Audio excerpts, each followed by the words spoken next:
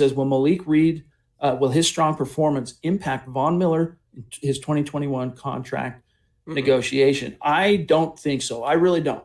Because I think, Zach, going into this year, before Von got hurt, I think if you would have asked John Elway, or if you were a fly on the wall in some of those conversations behind closed doors at Dove Valley between him and Matt Russell and Fangio even and the brass, I'd be willing to bet that they would have been a little bit more skeptical of Von, saying something to the effect of, we'll see how he does this year, and if he doesn't perform, we'll come to him in 2021 and see if he's willing to take a step back financially, or restructure his deal, give him additional years if he kind of defers some of the cap hit, and kind of come at him with, we want you to take a step back, in other words, financially.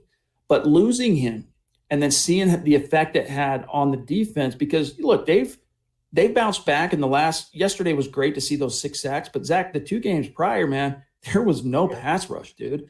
Weeks 4 through 8 was solid, but then they disappeared. And that's after the first 3 games, it was non-existent. Bradley Chubb didn't get on the board till week 4. So I think John Elway at this point has to go, look, Malik Reed is solid. He's good.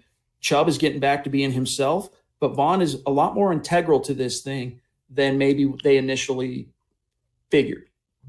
Yeah, I very much agree with that. Very well said. First of all, if Malik Reed, if he was like a Shane Ray, meaning a first-round pick who was waiting in the wings and he had this kind of season, it can maybe put some pressure on Von Miller or put some leverage in the Broncos' pocket, but he's Malik Reed. He was an undrafted guy who had a slow start last year. He kind of came up a little bit in Vic Fangio's system this year, but Reed needs to worry about his own contract situation. He's making $575 this season. I'm sorry, $675 this season, $850 next season. Then he's an RFA in 2022. To me, he's earned at least a little sizable bump, like a Tim Patrick. He's overperformed vastly this contract. He needs to worry about himself.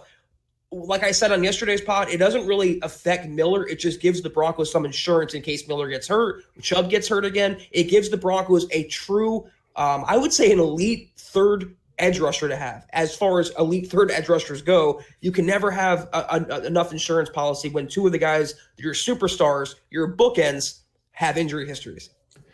Make no mistake, Zach is not saying Malik Reed is an elite edge rusher. He's saying for a number 3, he's an elite number 3, right? Just like Shaq Barrett was during his time here. And look at this, okay? This little statistical achievement of Malik Reed, in case you guys can't read that. Malik Reed posted the 3rd multi-sack game of his career. This was yesterday with 1.5 sacks. Now leads all undrafted NFL players with 6.5 sacks this season.